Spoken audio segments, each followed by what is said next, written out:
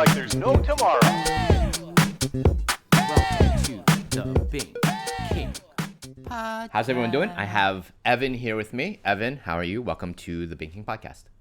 Thank you for having me. I'm good. How about yourself? I'm a little tired today. It's a little rainy out. It's Monday. Yeah, it's Monday. But I'm really excited to talk about shoes because I've been trying to buy boots for maybe almost 2 years. Aren't we all? Every man. Always on that journey. Yeah. And I heard that you make boots and you make shoes. Yes. So I kind of want to hear, I guess, how you got into this industry. I learned about boots when I was probably 16, 17 when I got to America. Mm-hmm. I did my undergraduate in University of Oregon.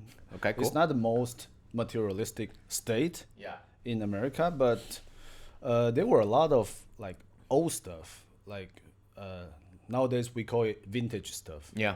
That stuff can last and look better with maintenance and with age. So I got kind of into it, but I didn't buy any boots when I was in undergrad because it was like $400-$500.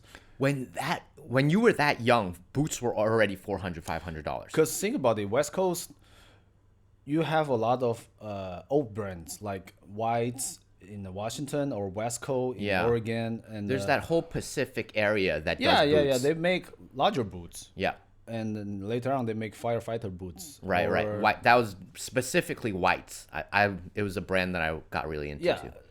it's not Goodyear World. It's stitched down, but still, it's the pinnacle of like boots back in the days. Nowadays, you have all these fancy brands and a lot of new brands coming up. But back in the days, 400-500s Normal. Yeah. Wow. I didn't really want to buy Red Wing because I don't know. I wasn't really into it. So, but I got my interest in boots when I got to the States. Right. And I'm from a family where mother buys tons of heels. Really? Yes, my mom has more than probably 500 heels. That's crazy. It's not very expensive ones, but she just likes shoes. Yeah. Yes. That's cool. But interestingly, she doesn't have a really shoe-friendly foot. Her foot is like very wide, and the instep is like super High. And her ball girth is like huge. Yeah. Yeah. So those heels give her a hell of a day every time she wears it. But she still does it. yeah. She couldn't get enough. So I'm from that kind of family. Yeah. Yeah. And so you decided after college to keep doing work in shoes, in footwear. No, I didn't. In my grad school, I moved on to Portland. I went to Portland State, and then meanwhile, I was trying to get a job after grad school. Yeah. I have a lot of time on my hand, so I'm like, what should I do? Maybe I should do blogging. Yeah. It was blogging. I remember. Yeah. Back in 2010s. Yeah. So I just walk around Portland City, and then I see people wearing cool stuff, mostly like stuff with age, stuff with good like Quality. good wares. Yeah. Yes, I approach them and then ask them if I can talk to you about your items. I want to know more about the story of your belongings, and then can I take a picture of you? A lot of people, it's Oregon. A lot of people they're like keen to it. Yeah. It's hipsters. Yeah. It's a bunch of hipsters. Yeah. Easygoing people. Yeah. So I took a lot of photos, and then I do blog on Sina. It's a blog still functioning, but no people use it anymore. Yeah. It's also I think it's also owned by Tencent. Yeah. Yeah. So I do a lot of posting on there. Still? Or not anymore? Not anymore. Yeah, okay. Thank God. Yeah, but that's how I kind of get my foot into this industry as a blogger. But I didn't work in footwear industry until I got out of military service. Yeah. So what made you decide to do that then? Like, I know military boots are really popular now. I see a lot of them everywhere, like online. I think people are really into military boots, which I don't understand.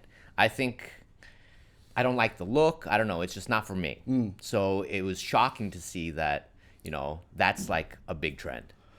A lot has to do with Hollywood, Yeah. mass media, because you have all these cool figures wearing the iconic items. For example, in Steve McQueen, he wears a pair of people call N3 combat boots. It's a suede boots they released to Marines in World War II. And Steve McQueen wears that in the movie The Great Escape. Yeah. Great Escape is a great movie. This whole thing, it's unknown for Chinese people, but Japanese, Love it. they love it. Japanese people do American wear better than Americans do American wear. I'm convinced. Yes. Yeah. Because they love the style. They love the story behind it. And most importantly, they love the time. Yeah. That's the time they get their shit kicked out of their, Yeah. butt. So Chinese people learn it from Japanese, these iconic items. And then it just gets bigger and bigger.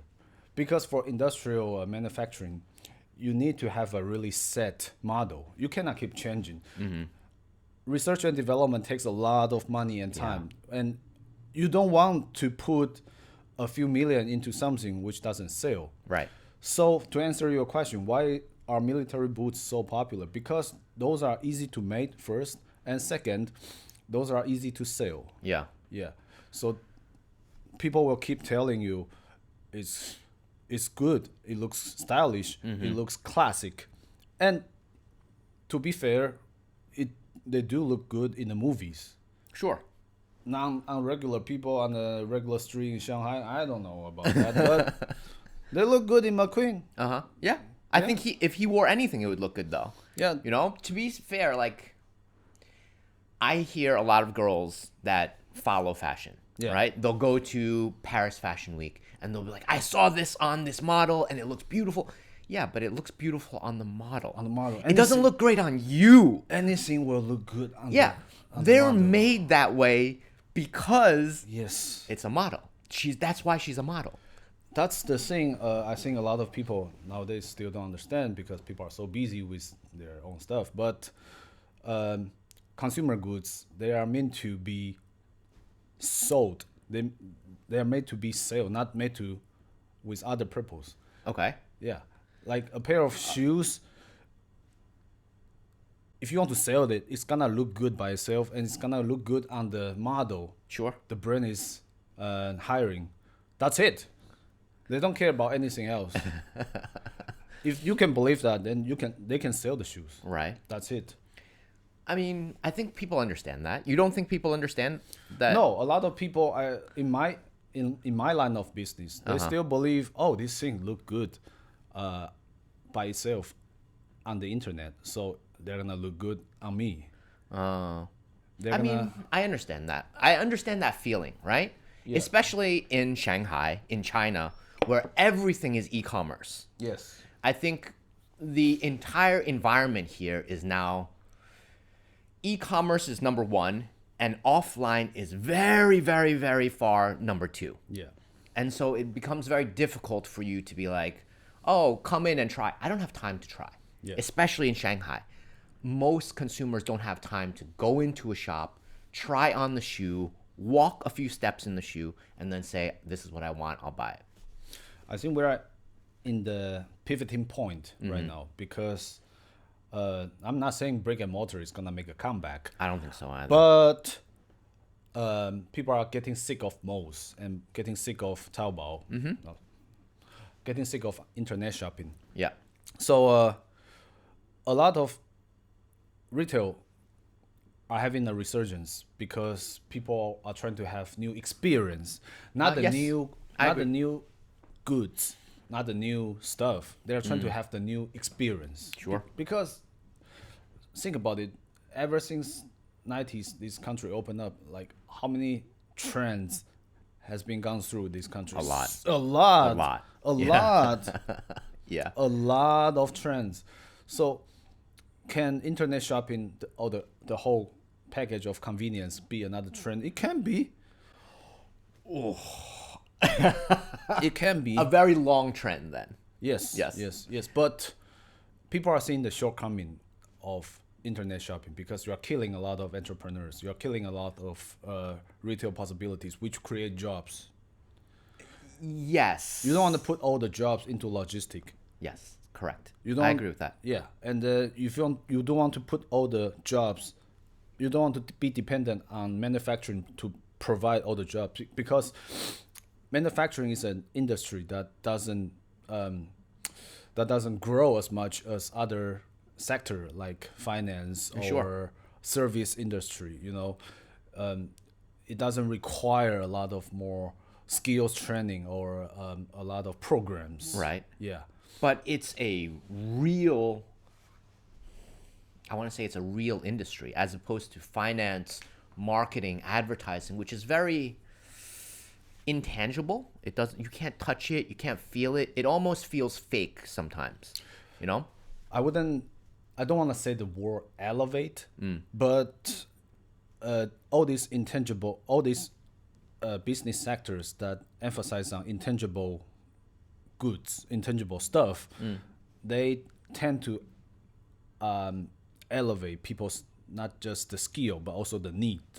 Because if you are only buying a pair of shoes by what kind of leather it uses, what kind of sole it uses, how rare is the leather, and what kind of footbed it uses, like all these components, Yeah. it's adding up to justify the price. It's very, I wouldn't say bad for the economy, but it's very primal. There's a ceiling to how much it can go. Yes, it all comes down to the brand. Yeah, of course. You need to hear the story. You need to listen to the story. You need to feel the story. That's the most important thing. Like for my brand, I'm trying to sell something that I think is honest and justified, like very righteous, the material wise, but also I'm selling you a story. Sure. I'm selling you like a future, like wearing this stuff can take you somewhere. But if you are only looking at shoes as I don't know, eggs or a bowl of noodle, then that's the market is not going anywhere. You know what I'm saying? I see what you're saying. Yeah. So for people who don't know, you have a brand called Dryboots. Yes. And Dryboots started what year? 2 years ago, 3 years ago? 2024. 224. Yeah. And you do mostly what you call replica boots. For my brand, there are two core volumes. Okay. The first, it's 亚洲足部设计. Okay. So, Oriental Orthopedic Formula. Sure. I don't want to use Chinese orthopedic formula because I understand. I don't Yeah. want to East Asian, associate whatever. the nation's the name with my idea, but it's just that. I see a lot of classic shoes made by American or Europeans. They don't fit well for Chinese people. So Yeah.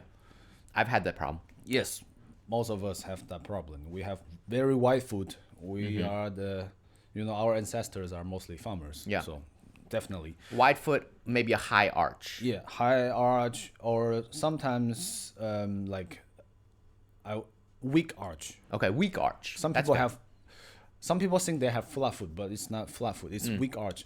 Weak arch, because of what? Because of they wearing too many modern like European shoes, which don't have the enough toe room. Okay. Because to form a healthy arch, you need to have enough toe room for your toe spread. to spread and to grab Yeah. the ground when you are walking or when you are exercising. Yeah. It's the most important thing to form a really healthy arch. A lot of people, they don't have that Yeah. because they're wearing a very narrow shoes for a long time. So that's one of my core volume, Oriental Orthopedic Formula. I'm trying to reinvent the classic with fitting specifications to fit better to Chinese people. Second is no longer in service.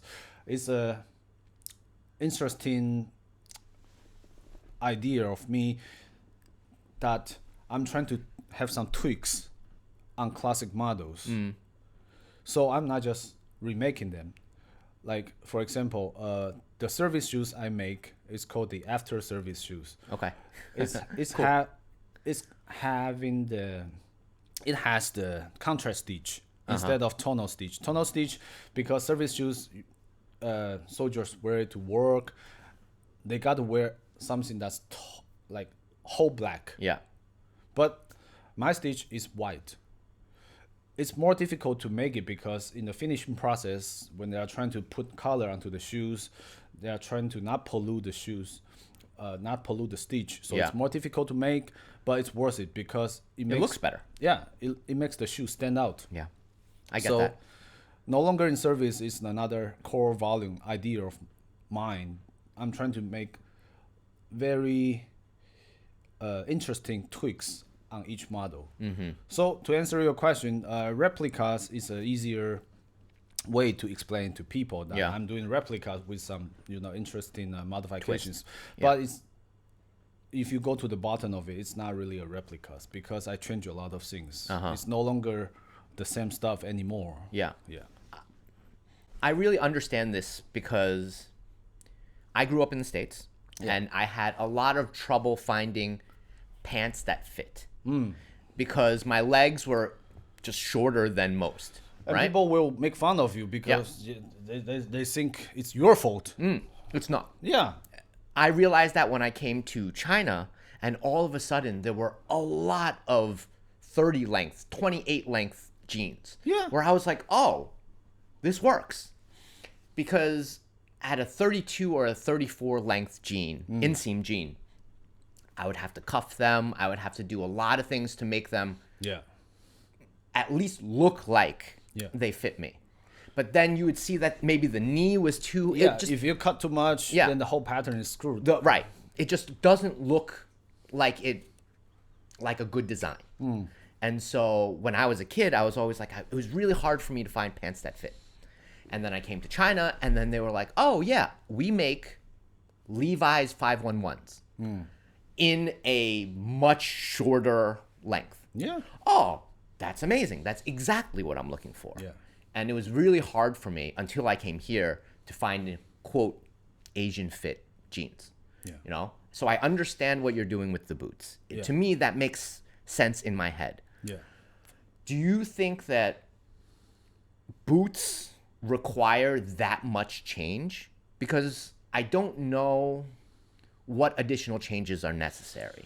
For me, I'm now very used to American style leather shoes. Yeah. Like that's what I grew up with, and maybe my foot is now just used to that style. Yeah. I think it's necessary to have an Asian style fitting, but to have like, for example, to make something like people wear in Qing Dynasty, I don't know.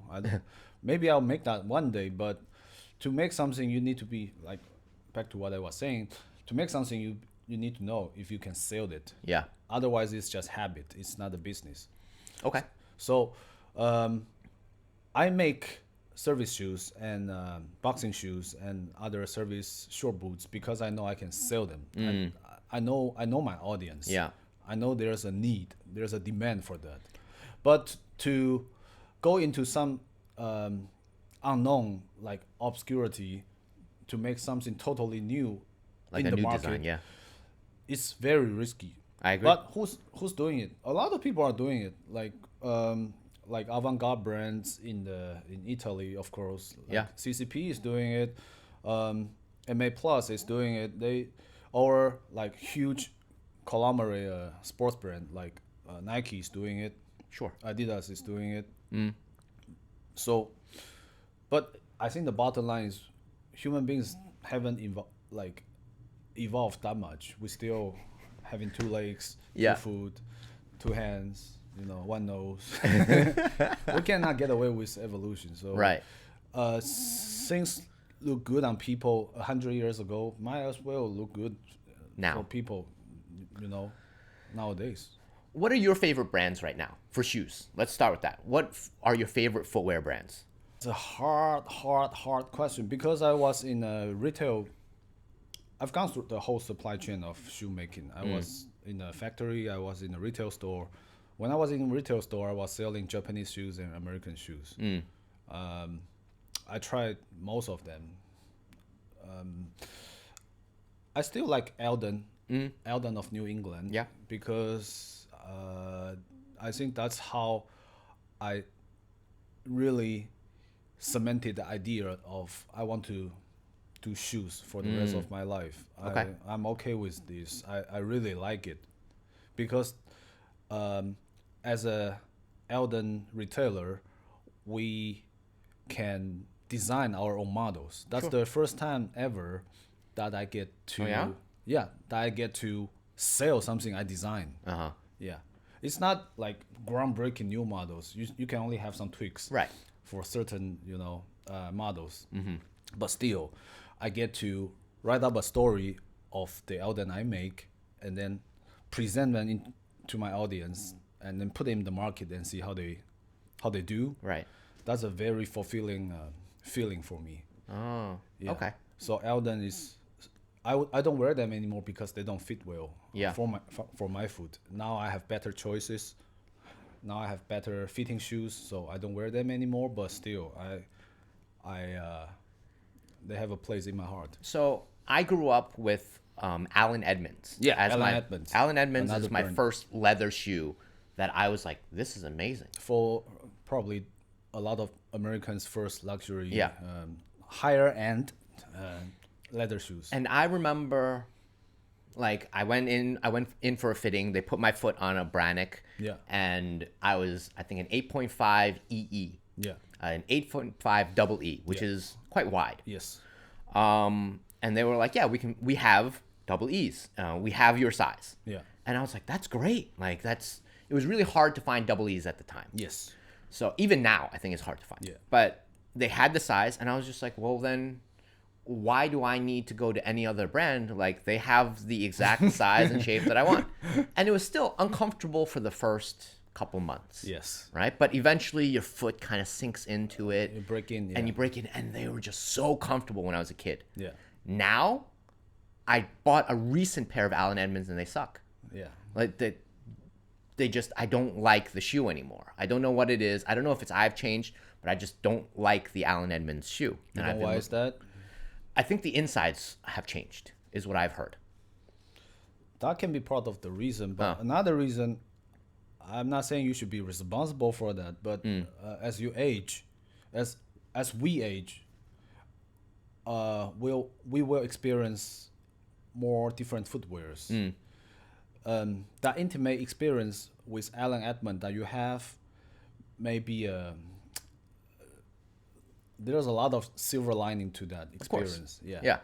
But they can be doing some cost down, but I don't think that's gonna change their fitting too much. Okay. But see, you do sports of jiu-jitsu and boxing. Yeah.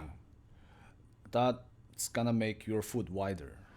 Oh, Yes. that's possible. Yes. I haven't done a recent Brannock. I just assumed that my foot would just stay that size forever. Yeah. And as we age, I think people have lower tolerance on like orthopedic issues, like pain or like soreness, stuff like that. Yeah. Yeah. It's why I quit rock climbing. Because rock climbing, you have to jam your foot into a tiny, tiny little shoe for It's almost like a 2-3 ballet hours. shoes, yes. It's terrible for my feet. Yeah. And then I would need to spend maybe the next day, and my foot would kind of recover from I'm rock glad climbing. you bring that up because Yeah. I think that's another thing that can be improved. As a person in shoe industry, Yeah. or because it's been like that for a long time. You need to jam your foot into some very limited space because that can help you to generate more force Yeah. on your foot. But is that really true? I don't know. Yes, it's it's definitely true because it has to come to a point, Yes. right? The rock climbing shoe has to come to a point, and so you can put as much force as possible into that tiny little space and be firm on the wall. That's very hard. Like especially if your toes are wide, to then still go to a point.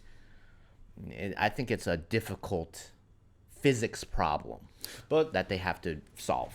if you take a pair of shoes back in the 1920s, you will realize people back in the days have very narrow foot, Oh yeah? especially like in the States. Yeah, most of the shoes, vintage shoes I come across, they are very narrow. Yeah. Shoes are getting wider and wider and wider and wider because Now. yes, because our daily routines change. We sit longer, Yeah. and then we walk less, and then but we don't do as much labor Sure. as people in the Back in the back day. in the days. Yeah. yeah. So that's gonna change our foot shape a lot. And I do jiu-jitsu myself too. Yeah. So my foot, I think, is getting wider from jiu-jitsu as well. Just being barefoot for those couple hours. Yeah. Yeah. That makes sense. So I do a lot of barefoot sports. for rock climbing, is it necessary to keep going that way? I don't know. Maybe we'll see a barefoot rock climber Maybe. one day. Maybe I don't Yeah. know. That's actually possible. It won't be as powerful because there's so much technology built into rock climbing shoes now. Yeah. You know, the amount of rubber, like the technology that just goes into that rubber toe, like it's so sticky now. It's almost tacky how that foot can just doot on the wall and it'll stick there. The technology is very interesting. But from what I know, it all actually comes down to the toe strength, right? Yes, a lot of it. The main idea is you are trying to emphasize the toe strength. Sure. But so what if we can make a shoes that can emphasize or bring out the toe strength of the climber? Yeah, I think it's just physics. I Yeah. think you have to figure out that design. Yeah. Same thing with a knife, right? There's certain knife shapes that cut better on certain Oh things. yeah. It's the same. It's the similar concept. Yeah. So you've decided to, I guess, sell these boots in China specifically because of the East Asian foot shape, right? Yeah. Because you think that there's a market here that actually needs this product. Yes.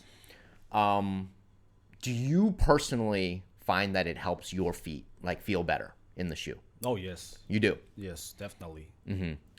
Because of, a wider toe box, maybe a more arch support. What else is involved in there? That really depends on the models. Like we do a pair of boots called rectangle boots. The toe shape is rectangle. I hate those. I grew up not liking shoes that look like that. But if you think about it, our foot is not pointy, Yeah. especially Asian foot. It's it's almost, It's like yeah. it's like a rectangle shape. Okay. It's like a trapezoid shape. The toe is still high, right? But it's, No, for a lot of people, it's just like this. okay. It's just like this. The index toe Is slightly high. It's not taller than Oh, other toe. okay. Mine is. Yes, but for a lot of people, it's just not. It's just that. Okay. So, the whole idea of rectangle boots is that I acquired a pair of vintage boots made in Las Vegas back in 30s. Okay. Interestingly, the toe shape is square, but it's not rectangle. Okay. So I kind of use my nolongerinservice idea and modify it into a rectangle shaped boots. It's really popular among a small number of cult following now. It's sold out. But what I'm trying to say is that these boots can actually do well in the States or in Japan, because there's an audience for that. Right. It's just I yet to get there. Uh-huh. But I think it's not just making footwear that fit better for Chinese people. So that's my only survival skill in in this industry. So I think there are people with wider foot in in Italy or Sure. There has to be. in New York, in Colorado, Yeah. places like overseas, So I think it's just about time, Uh-huh. It's more about the idea, because people are shoemaking is always been portrayed as a very traditional, Yeah. I agree. like, That's line still of how work. I see it. Yeah, but it's just it doesn't have to be traditional. And when people think about innovation, they always think about technology, Nike. Zoom or Lunar Oh, or yeah. Sharks or like all these also technologies or like fabric technology. No, I think it's gonna be more essential. The idea should be very essential, because I've been asking a lot of people this question, Okay. but I haven't asked you, so I'm gonna ask you right now.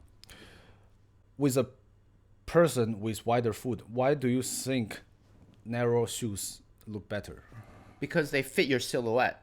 I think that you want to have your foot look as narrow and as sharp as possible to make you look tall and long. It's why when I was a kid, maybe in the around the 2010, same as you, there was that kind of skinny jean era, and it was just to try to get you to look a little bit taller, a little bit skinnier. Yeah. And so the long, narrow shoe kind of lengthens you. So it makes you look like your legs are longer. That's why I wore them. That's true, but in a very American styling way, right? Right. But initially, you get the aesthetic because you're from the States. You Sure. grew up in the States. Your whole surrounding is like people telling you, oh, narrow shoes is going to make you Look taller. Look taller. I don't think you can deny that. I think just from visually, it does, right? If your shoe and your pants are similar color, it kind of just, your eyes make you look this way instead of horizontal. I'm not going to argue if whether taller means looking better, but I'm going to argue Okay. that why do you think that particular way make you look better? The whole, 审美, the whole aesthetics. Well, I guess you can say that Western aesthetics dominate media. Yes. And so because that is really who's writing the fashion articles, who's in charge of media, that looks, quote, better. Voila. So But taller... no, we don't get there yet. Okay. We just don't get there for this podcast. Sure. You can see that's how a lot of industry people, they were caught off guard when Crocs and Birkenstock Yes. making a huge Comeback. not just a comeback, making a huge success. I hate Crocs. But think about it. Yeah. They are very anti-shape, Yeah. and they are very comfortable. Yeah. I know. We all know that after pandemic, the whole dress code got kind of crushed. Yeah. Crushed. You I don't agree. need to go into business. You don't need to go into office to do your 9 to 5 no more. Correct. So your dress code doesn't It doesn't apply. apply anymore. Yeah.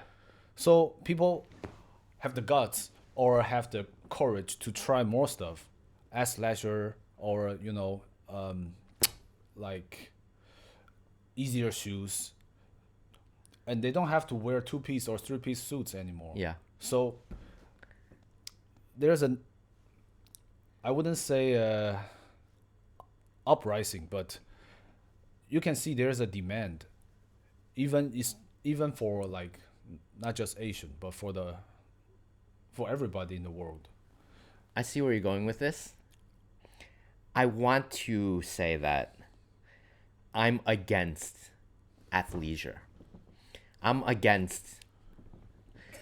I almost wish girls would wear heels again, even though I'm short. I can tell you. I can tell that. I can tell that. I can tell you one that. Because, dude, people are too casual now. Yeah. And I remember when I first got to Shanghai 15 years ago. Yeah. Women still wore heels. Men still wore leather shoes. Yeah. And there's still that feeling where I'm like, at least you walked out the door and you put thought and you dressed up. Yes, there's a social structure that you can follow. And now, nobody does that anymore. This is the Mad Max, man. Dude, This is the Mad Max of dressing nowadays. And sometimes I'm just like, I kind of wish I think we've gone too far. When I see someone walk out the door in sweatpants, Crocs, and just didn't give a shit, and they just walked out the door. Yeah. I'm kind of like, try a little bit. Yeah. You don't have to try a lot. You don't have to put on a suit, but try just a little bit more. Try something. Yeah. Match something. Yeah, something. Just, and Sync. It kills me sometimes. Of course, I'm not, encouraging this whole,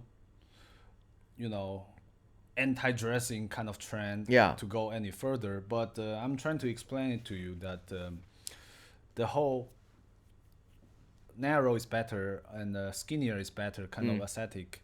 It can be broken, Oh, I agree. You look at jeans now versus jeans in the 2010s, right? Jeans in 2010 were skin tight, a little bit of like stretch. Now you have the wide cut jeans, right? Now everyone's kind of going back to baggy.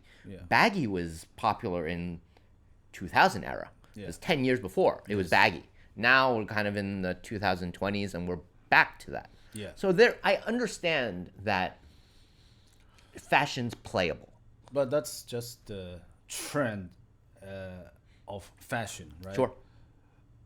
But if it's shoes, it's not the trend of fashion. It's function. Oh, do you really believe that? Yes. Because a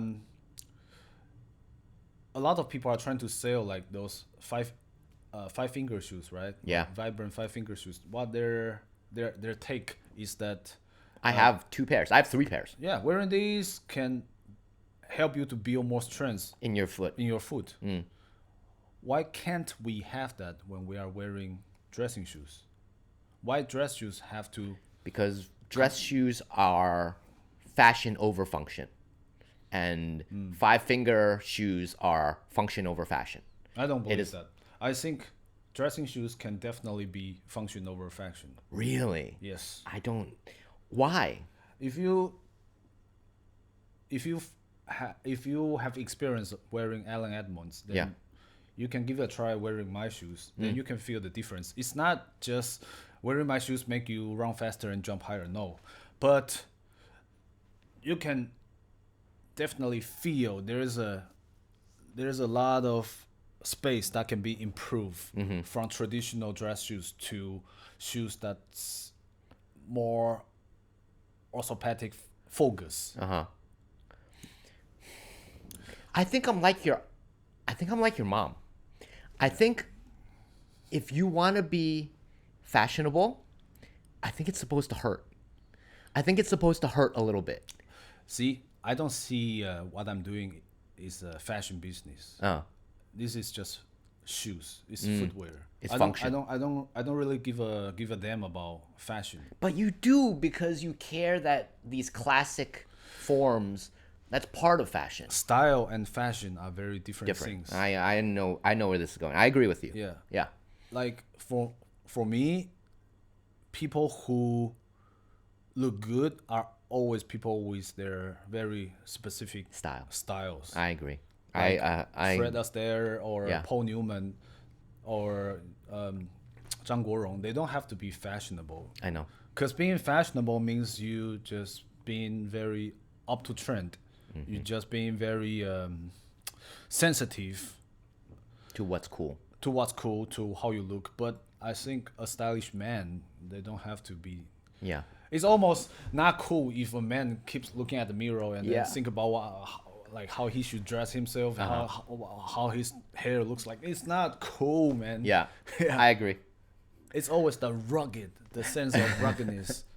Yeah. And the sense of I don't really care, right? Yes. And then just the look French good. call it je ne sais quoi, right? Yeah. I don't care. I'm just cool. I understand that. Yes. Sprezzatura. Yeah. How is your shoe different from a, I guess, made to measure? Because I came to Shanghai and I did made to measure shoes, and I like them. They weren't great, but I do like, a guy that comes, he measures your shoe, draws your foot out, and kind of does that whole thing. That feeling feels very good. I love that you're asking that question because, so to this point, I think you can already realize I'm not just trying to sell my product. I'm trying to sell you some ideas. I'm trying to sell you some volumes. Made to measure is a very intimate experience. Yeah. It's one-to-one, I've got to know something about you. You've got to know something about me, and then we can get this thing going. Yeah. And the craftsmanship for made to measure persons is very dependent on how or where this person learns. Okay. Like most of the made to measure craftsmen, they got their skill from some very famous brands like I don't know, John Lab, or like Churches, or like I don't know, Santoni, Ferragamo, stuff like that. So people will get attracted. Oh, this person worked for a luxury brand. Now he's making made to measure. Oh, it's gonna be good. Yeah. But it's not really good, because learning from the British or Italian shoemaking, you'll have that, not just the mentality, but also the aesthetics. Sure. Some parts gotta be pointy, some parts gotta be round, some parts it's gotta be lower, some parts gotta be a very specific shape. I don't think that's when they are learning that and then applying that to the whole different kind of audience, which have wider foot and higher instep and bigger bulgars, I don't think that's gonna work. I see. So you're saying that they might be limited because of their past. Yes, because because of their traditions. Because they are so good at it. So it's kind of like a catch-22. They are famous for something. They are famous for something that's gonna be bad for you. Yeah, they're famous for something that you don't want. Yes. Yeah, You think I can you see want that. it. You think you want it. You think it looks good. Yeah. But why?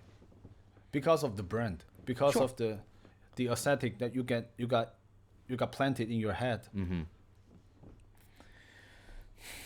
So I'm not saying this is gonna be correct, but it's just my take of this whole current state of the industry. Yeah. I think I liked made to measure because I got to choose the fabric. I got Yes. to choose the leather that I wanted. Yes. And it allowed me a lot of room to play. Yes. Whereas if I buy just something from a brand, I don't have that. I don't have that luxury, right? It took me a lot of time to kind of be like, this is what I want. And I was very sure of it. And so I would go to somebody and be like, what can you do with this? And they measure your foot, they could play around with it, and they're like, this is what I can do for you. Which I thought was very... I'm going to show you the shoe. Actually, I think that's probably best. Let's do it. I have it somewhere. Let me know what you think.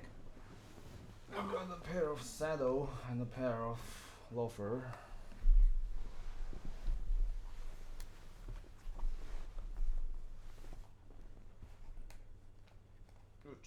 That's an old one. So it's kind of... The shoe's small and the... You haven't worn it too much. Yeah. I wore those for like a special occasion and then just never did it again. Why? I don't know. It's not comfortable. Yeah, it's not comfortable. I agree.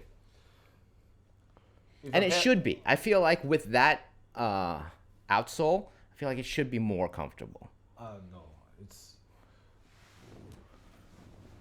this is not Vibrant, but for No. Vibrant it's called Christie, Vibrant Christie. It's a semi EVA sole. It's firm, but it's not that soft. Okay. It's hard comparing to like sports shoes EVA. Yeah. So it's gonna bring down the shoe. Like a shoe should have some sort of toe spring, Yeah. because when you land, when you are walking, When you strike your foot. yeah, when you strike your foot on the ground, it should help you to have that rocking motion.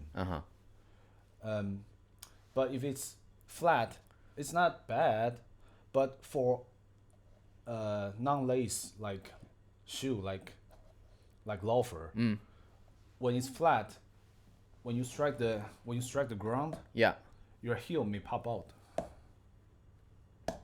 It was tight enough where it didn't. Yes. But I understand. Or you can wear very tight Yeah. loafer. That's gonna limit your Toe space. toes. Yes. And that's gonna kill your arch. Yeah, I see. Yeah. Okay. Yeah, these were not very comfortable, so I didn't wear them again. I just left them. But they looked awesome. They look very good. They looked awesome when I wore them. They look very old-fashioned. Yeah. As a matter of fact, I haven't seen loafer this narrow for a long time. Yeah. These were really cool when I wore them out. And the guy is doing a really good job, because nowadays a lot of loafers, they are trying to sell to wider audience. Yeah. So the opening is gonna be kind of loose. But that's a no for shoemaking, because you always want to have the opening very So it grips your foot. So you yeah don't very stand up and tight. Yeah. Because when you look at it, it's gonna have shape. It's gonna have shape. It's gonna be very energetic. Yeah. It's gonna be very like upward. But if the opening is kind of soft, of course it's gonna fit more people. But It'll be more comfortable too.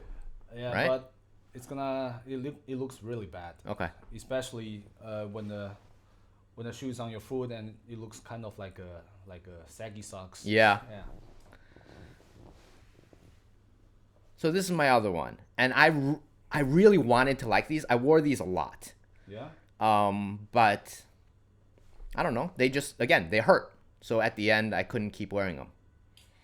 Where? Well, let me guess.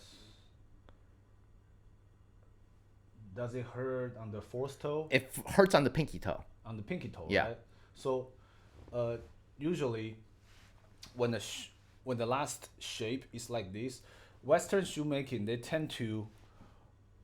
The idea is to have the tallest, the longest point on the last, to point inward. Okay. Because when you are walking, this part is supposed to strike the Correct. ground first. Yeah. And then The ball of your foot. not Ball just of the your ball, toe. the ball and the big toe. Yeah. Like you should enforce the strength into the ground and then Bounce. walk Yeah. like this. Oh, so it does kind of a pivot. Yes. Okay. It's not just. Uh-huh. They believe that this is like some like old stuff. Even back in the World War II, they believed that. Okay. That's why a lot of European and American learn from European. So a lot of shoemaking idea is that the last shape is supposed to be inward. Uh-huh. You can cut this space, but you leave the longest point of the last here. Okay. But just like we talk about, Asian food is like It's more flat. it's like rectangle. Yeah. So this space is not enough for your foot. Yeah. So it's gonna cut. How to avoid that? You can size up. But if you size up, Then it doesn't look good. It's gonna be longer. Yeah. It's not only it's not looking good, but also you're gonna have a lot of like Room. spare room. Yeah. So first, the shoe is not gonna stay comfortably on your foot. It's gonna move. Second, the whole shoe crease is gonna be so weird. Yeah. It looks weird. Yeah, it's gonna look like a sausage. Yeah. Yeah, that's if you look at if you go to like event with where a lot of people wearing formal shoes, you can see a lot of people's shoes looking like sausage. Yeah. Because their foot are so wide, they have to size up. That's gonna enough for them. Yeah. So what I believe can be improved is that you move this point Over a little bit. to the center a little Yeah. bit. So that's gonna allow this line to be Yeah. wider. I see. That's cool. Yeah. That's what I did for my stuff. Yeah. That's the Oriental Orthopedic Formula. Uh-huh. And so far we've been having success on that approach, but I'm trying to push it further. Right.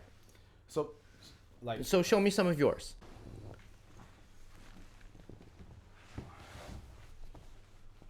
do you have a scissor? I have a knife. You want a knife? Yes, thank you.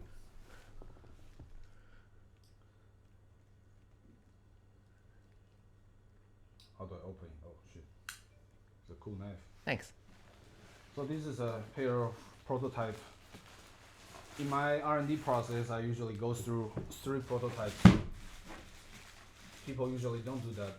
They just make it because each pair takes so much time and materials to make. Yeah.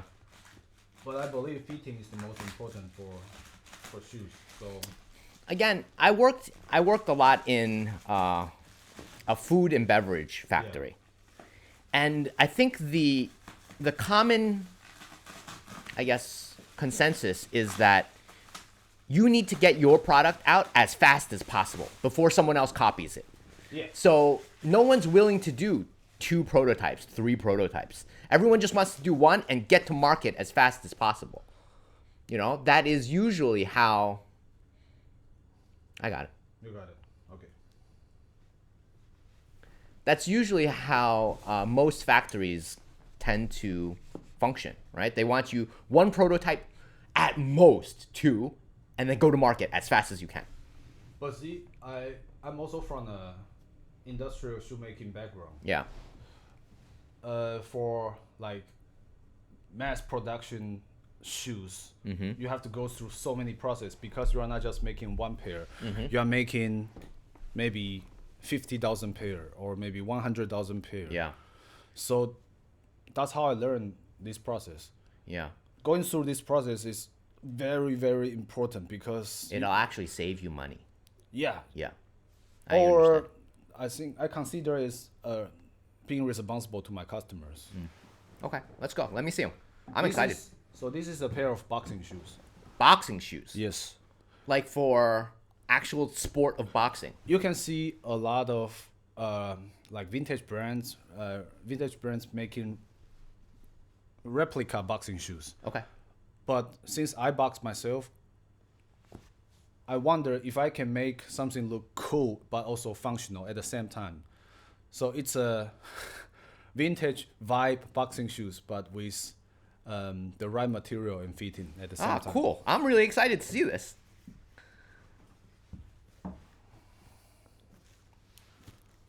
Ah, You wanna take a look? yeah. This base is really similar to this one. Yeah.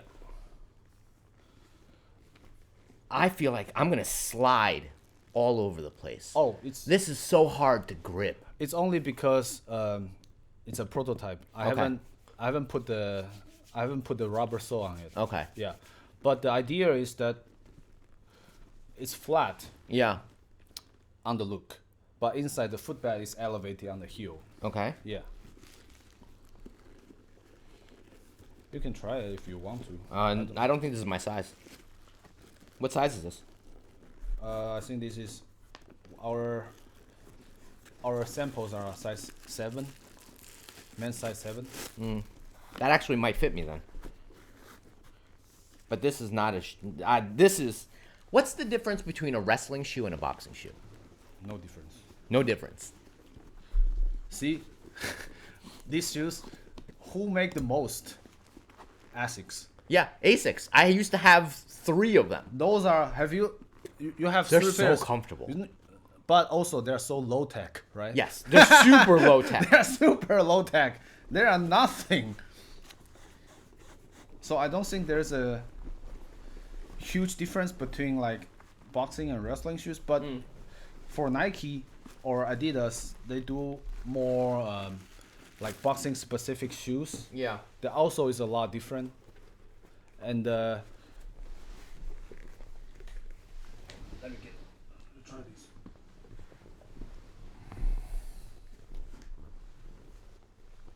That's surprisingly comfortable. That's really comfortable, actually. Hold on, I need to touch it myself to see. What's your regular size? I'm a size 7. on a Brannick. I'm a size 8.5 double E. But I don't believe that I'm actually an 8.5 and a double E. But that is what they told me in the store. Oh shit! They make this pair size 9. The size 7 is on the way. These are big. These are regular size 9. So this, my toe's right here. Put it on the ground.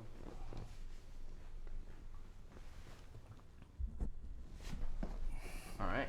I got you. So it's made from kangaroo skin, which that's how it's supposed to be, because I want leather, but I don't want hard leather. Right. This is very soft. But I like a good calf. Like I like a good. You can do calf to this texture, but it just takes a lot more money. Yeah. Kangaroo is stronger though. It's slightly bigger for you. I think 8.5 would just do. But see, your pinky is right here. Right here, yeah. So your bogers is right here. The space on this side Feels really good. is done. Yeah. It can't be any smaller. But the space on this side can actually be a little bit tighter. Yeah. Yeah. I feel like I have a lot of space in my toes. See, these Yeah, that's empty. that's empty, but it's not too bad. It's not too long. This is a 9. I'm an 8.5. Yeah. Right? Your toe is right here. My toe's right there. I think I'll consider it as a quite okay fitting. Maybe I think if I wore thick socks, this would be fine. yeah, maybe 7.5 out of 10 Yeah. fitting experience, but it can definitely be improved. But why do you think that people want a boxing shoe? Oh, I think it's just for menswear. We are running out of classics. There's just only so many combat boots or paratrooper boots, Yeah. or motorcycle boots you can make, or engineer boots. So people go to boxing shoes. I want to make boxing shoes because I box. Yeah. I want to make something that's functional and looking good at the same time, because I don't want to wear Nike boxing shoes, because Nike boxing shoes are very, very narrow. Although they have really good outsole technique, the grips is good. Yeah. Help you to stop and pivot, but still it's not comfortable. I've worn canvas shoes to sparring. Yeah. They actually work. Yeah, I think so too. Yeah. So I think why not, old-fashioned boxing shoes? They're cool. Yeah. I can't box in these, I think, because of the bottom, which is what we talked about before. Yeah. Because this is. Oh, no. I'm like ice skating. I'm just saying the fitting. If Yeah. you are going to box, I think 8.5 will do better, because Yeah. it's gonna be It's a better fit. it's gonna be tighter, a little bit tighter. Right. These are awesome though. Like I think the idea is very cool, but these are less classic than I assume that your brand does. Right? Like I saw your brand as kind of a, Red Wing kind of trying to look similar to that style. No. The heritage boot. No, No. I think this is the heritage. Really? Yes. That's interesting. This is not most of the brands, they do replicas of 40s or 30s Right. boxing shoes, Floyd Patterson or Joe Louis, that Yeah, yeah, era. yeah. But I like 60s. I like Sonny Liston, Yeah. or not Ali, but Larry Holmes. Sure. That That era. Not Larry Holmes, maybe earlier. Okay. You know, yeah, that era. I like that era. So the toe is a lot. The toe box is a little bit longer, not as short. Yeah, but the whole vibe is still, yeah, but this is not at all what I assumed your brand was going to be like. I really thought you were going to go like the kind of heritage boot route. I don't want to be another brand making heritage boots. Why not? Because that is where It's boring. it is boring. I agree with that. I think it's very boring. It's boring.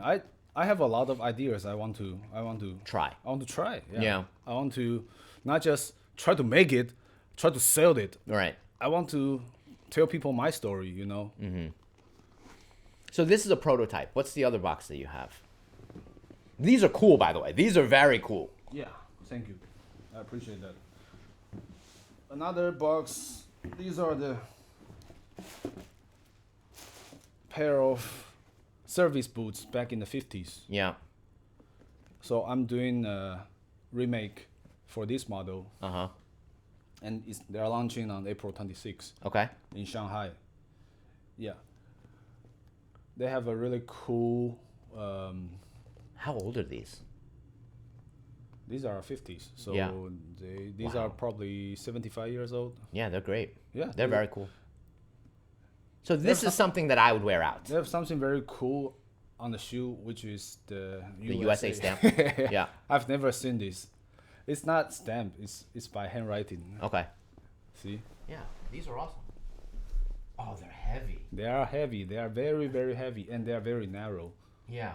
But this is something that I would wear. Yeah. Like this is something that I could see myself, going out in. Yeah. Right. Come April 26th, you can see my take on this. Okay. So my R&D process is that I have tons of collections of vintage shoes. Yeah.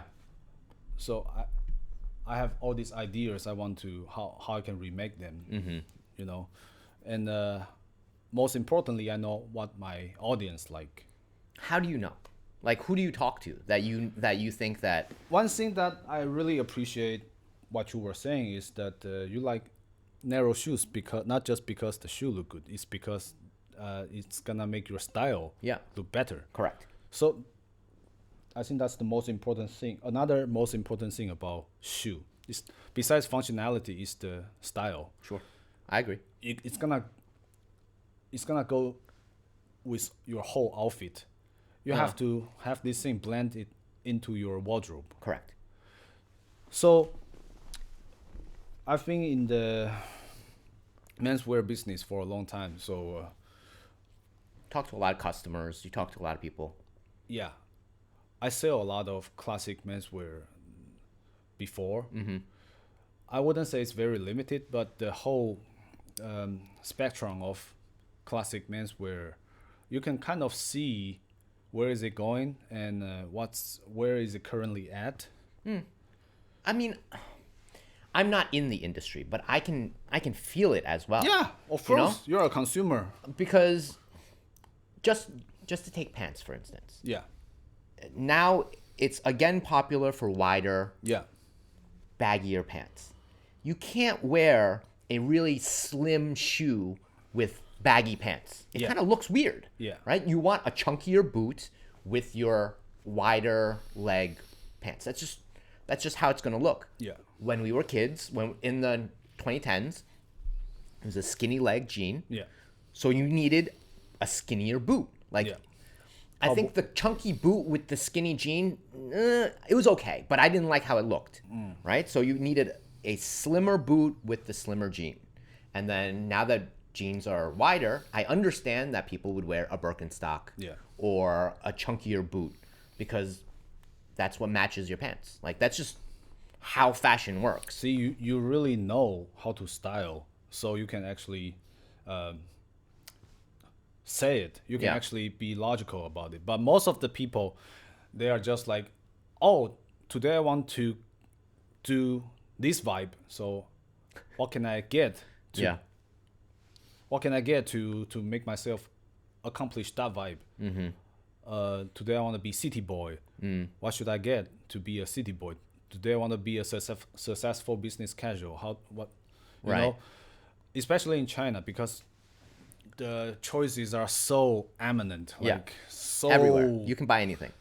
and the supply chain in this place is just so vibrant. Like you can make anything in a week. Yeah.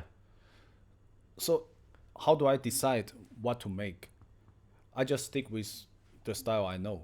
It's classic menswear with a vintage touch. That's it, and it's already a big enough following for me. Yeah.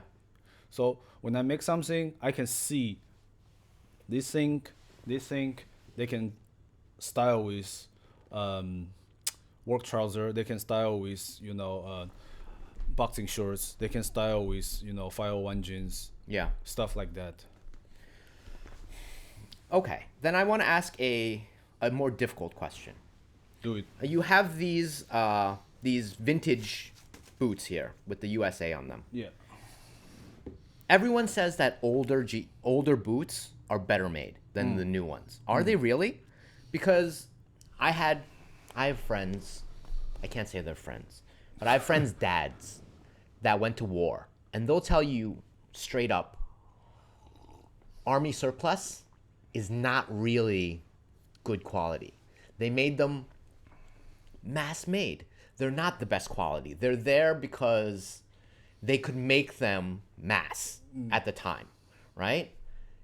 And so, but everyone loves that kind of World War II, Vietnam era kind of, army surplus look. But those aren't like the best quality pieces of clothing, People want to believe in fantasies. Yeah. But are you doing like, what good bootmakers are doing? The Goodyear welt, they have the shaft in the middle. Are you doing that kind of, good quality materials that need to be in a good boot? I have shoes and boots made in the 40s. I didn't bring them, but I can take this one, for example. You can kind of see the bubble on here. Yeah. Why is there a bubble? Because I don't know. this is very shitty quality leather. It's called a split suede. Okay. Which means it's not the first layer of the animal skin. It's the second layer. Okay. What's the first layer gone to? Probably leather jacket, or maybe some other components. They still make the brake belt out of the first layer back in the days, or sometimes even food. Yeah. Yeah. So they are trying to replicate the shining kind of texture of the first layer leather. So they put coating on the second, Of course. on the split suede. Yeah. But what's gonna happen? After a long time, the air is gonna go in, and you're gonna have bubbles. I see. So I think back in especially World War II, U.S. they were doing a lot of things. They just trying to crank up their As much as production. possible. Yeah, Yeah. and then bring soldiers to the front line, and Correct. then hopefully win the war as soon as possible. Right. But all these things, all this contract released by the headquarters from Philadelphia, we all know how contracts work. You release contract, and the factory is competing for it, Yeah. and there's gonna be some sort of inside story Yeah. under the table. Sure. When the biddings win, and then the factory is gonna make the production for the contract, Sure. and then there's gonna be some stuff under the table. And when the production is done, Uh-huh. you go through the QC, there's gonna be something going under the table. So there's no way all those things can be really, really good quality, especially competing with Correct. capital manufacturing nowadays. That's because what I'm trying to say. capital manufacturing, you're making something in the name of your brand. Come on. Yeah. If the customer doesn't like it, he's gonna come back and then yell at you All right. I 3 completely hours agree. on the phone. Yeah. But in the war, best luck for the GI Joe if he's alive.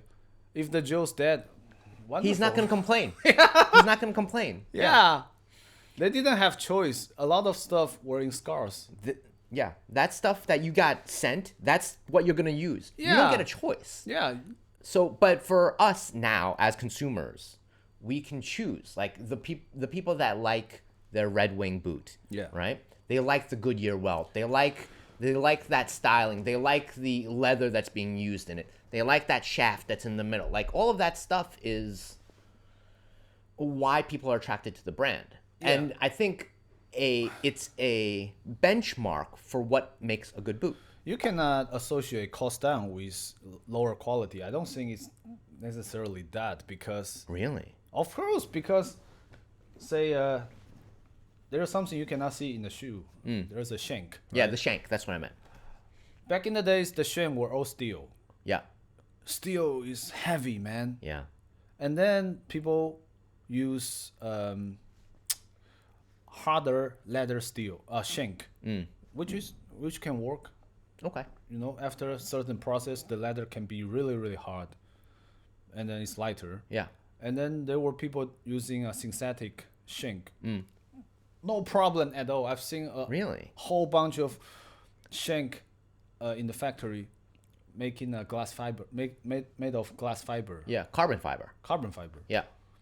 Totally fine. Carbon fiber is awesome. I don't think carbon fiber is cheap. I actually think carbon fiber is probably And pretty then expensive. people make shank out of TPU or other synthetic Yeah. materials. It's maybe, I don't know, not even 1/10 of the steel, the weight, but maybe 1% of the weight of the Yeah. steel shank.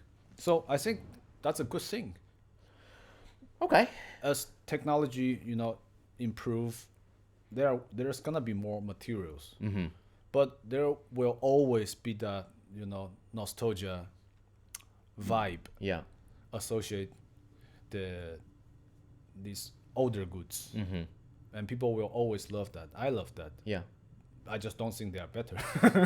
I agree. I don't think they're better either. I But think a lot of it- people, just like Made in USA story, they are trying to believe that story. They're trying to believe the fantasy.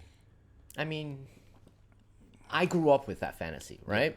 Like I grew up where people would tell you that era of the US was the best, the golden age of the US, right? That is what I grew up with. And those stories were very common in elementary school, middle school. Yeah. So I understand that kind of vibe, which is why I'm actually still attracted to, brands like Russell moccasins. Yeah. Right? The story that, some guy wore a pair of Russell moccasins and walked Across the country. Yeah. Like that's a crazy story.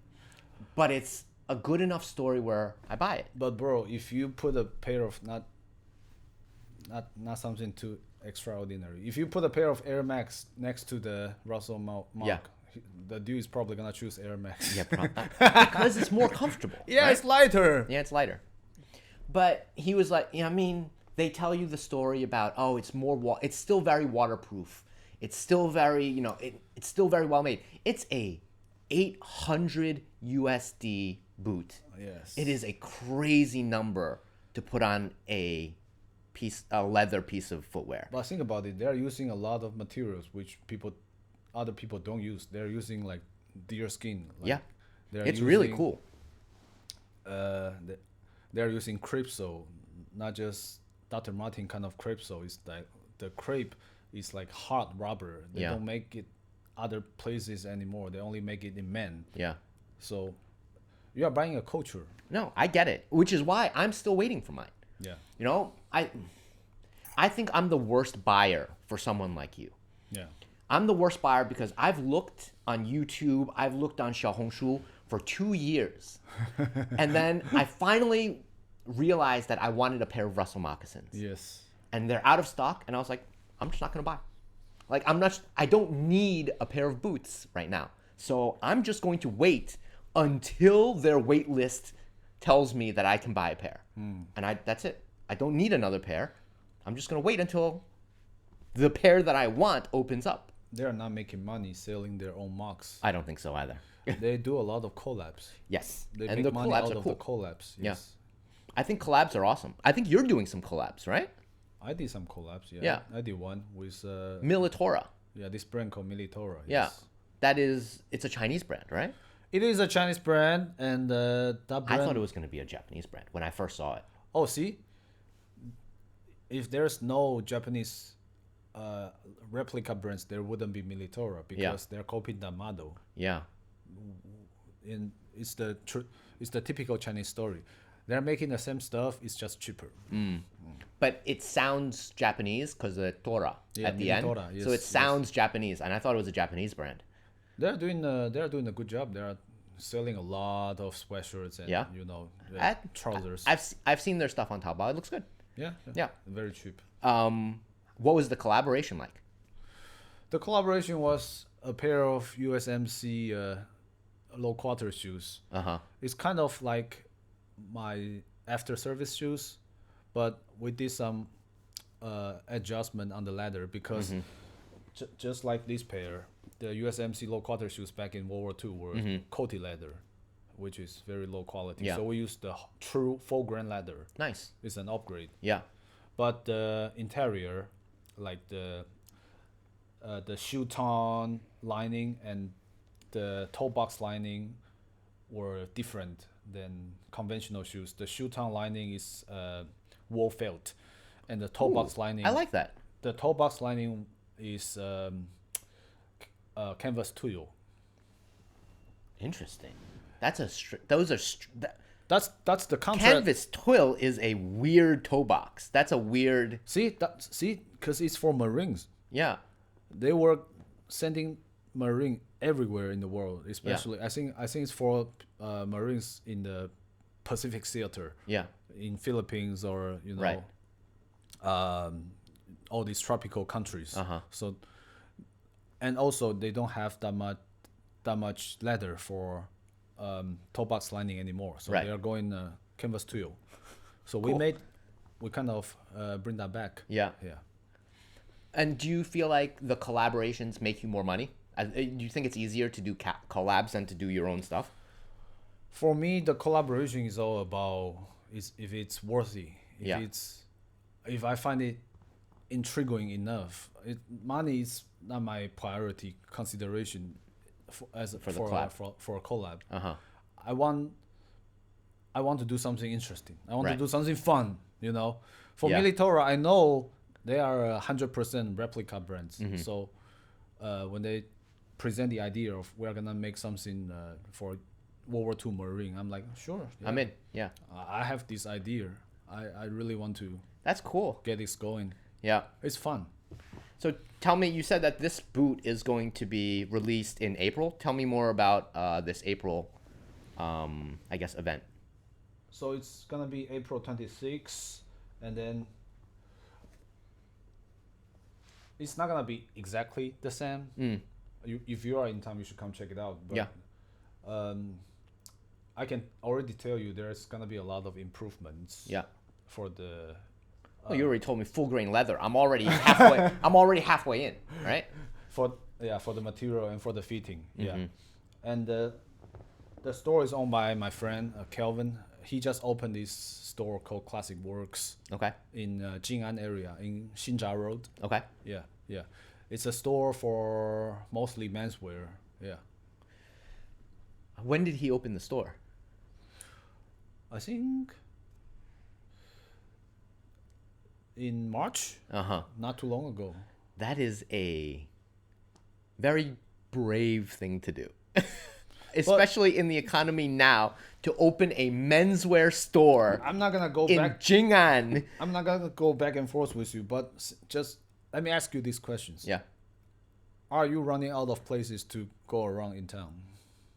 I'm not, but I know people that are. Yeah. I think so. Yeah. Yeah. That's why pet friendly has been a huge thing in Shanghai Huge. because people are running out of places to go. But if all of a sudden they can take their pet to the same old rendezvous place they've always been, then that kind of make that place newer. Yeah. Yeah. I mean, that's awesome. I'm excited to see this collab. I think it's a cool idea. You're releasing it in your friend's place. I think it's going to be probably a lot of fun. It's gonna be a blast. Yeah. Okay. I'm sure. That's all I got for you. Everyone, go check out Dryboots. What other social media do you have? I'm also on Instagram. There's a Dryboots as my personal account and Dryboots brand as the brand's account. Yeah. I don't get on Instagram that much. Yeah, me neither. It's mostly the Red Note. Yeah. Okay. I'll put them on Xiaohongshu, and I hope to see you guys April 26th. Sunday at Xingzhalu. What's the store called? Classic Works. Classic Works. I'll put that all in the description, and see you guys there. Okay. Bye bye. Thank you for having me. Do do do do do do do.